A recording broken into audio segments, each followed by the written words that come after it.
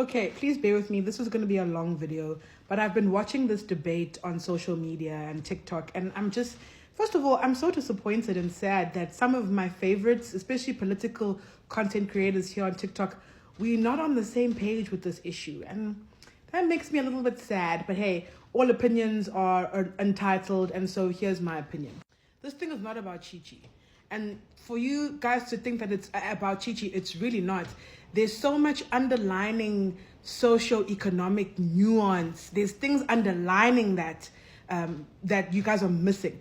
It's just unfortunate that Chi-Chi is now going to bear the brunt of issues that are really underlined at the bottom surface that have not been tackled for years and are now coming on into the fore in the form of this poor little girl. Listen, she could win tomorrow and it wouldn't make a difference at all to what the underlying issues are, which is why people are upset. Let me start here. It is very difficult to have a conversation about Pan-Africanism and being accepting and loving and gracious to Africans. It's very difficult to have a conversation about Pan-Africanism when the society with which that has to function is unequal. We cannot have a conversation about Pan-Africanism in South Africa when the socio-economic systems that govern Pan-Africanism are unequal.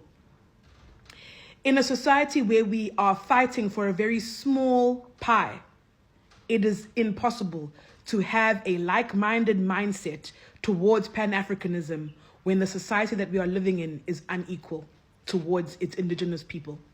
We can't. People won't grasp that concept until those systems that are socio-economically driven are fixed and are maintained in a way that is going to be beneficial for all. We can never talk about Pan-Africanism in this country.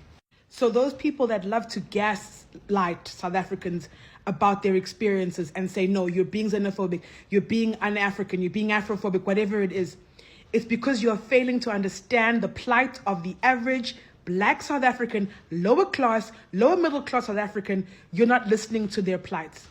For years, this is not a new debate. This is not a new debate. This has been happening for years. This debate has been had for years towards what indigenous South African people are experiencing at the ground, their plight. Okay, they've been talking about foreign nationals for a very long time. Imsebenzi, kanjani, drugs, illegal firearms, the fact that, there are so many undocumented and illegal immigrants in this country. They've been saying it for years.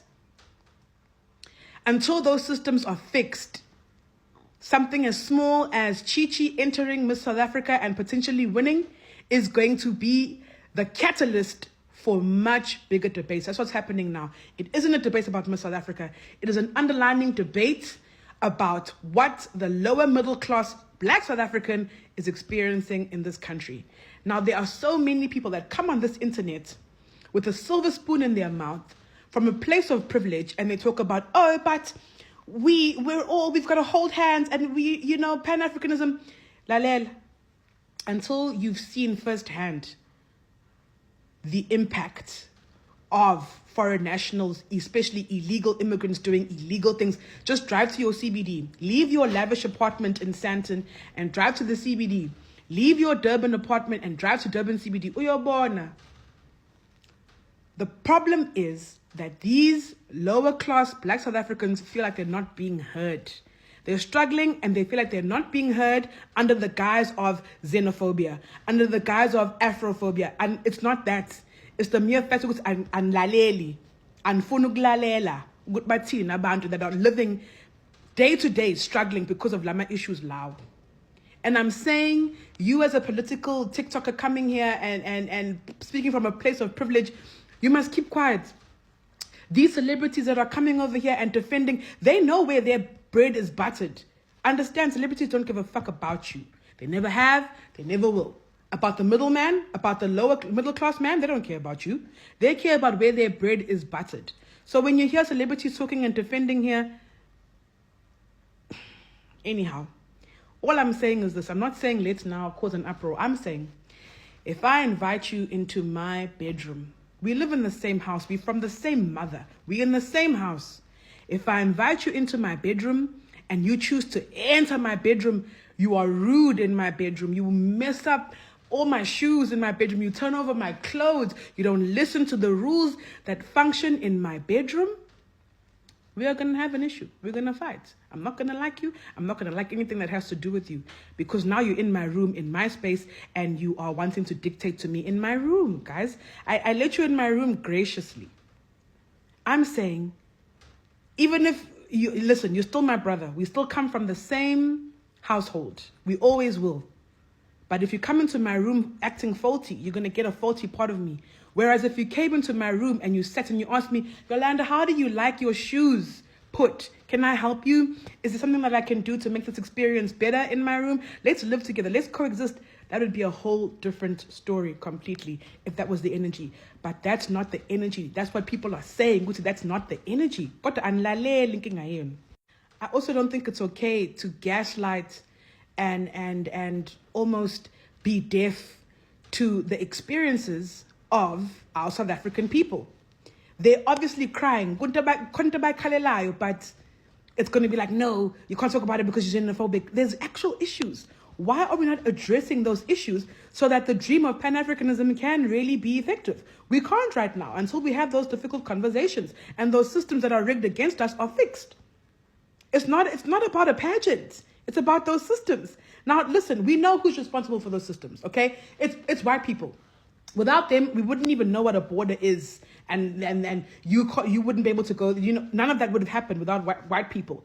But unfortunately, we are functioning under colonial law. Therefore, laws need to be adhered to. Okay, you go anywhere in the world, there's laws you got to follow. But now, if we're not documenting people and we're allowing anything to happen anyhow.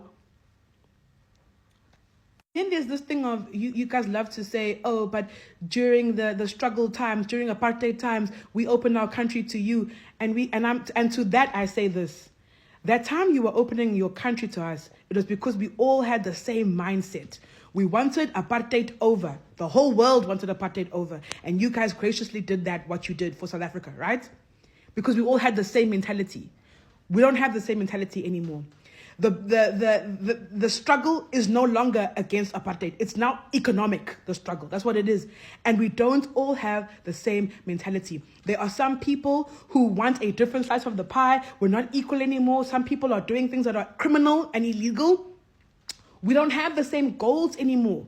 We don't have the same end goal. So you can't compare those times to what's happening now. It's not the same. If we were all pushing the same goal of black economic freedom, then we'd be on the same page, but we're not. So you can't guilt trip us with that chat at all. So until the systems are fixed, the socio-economic systems that the government that you voted for need to fix, then you must leave Chichi alone, because it's not about Chichi. Let's address what's actually really making South African people upset.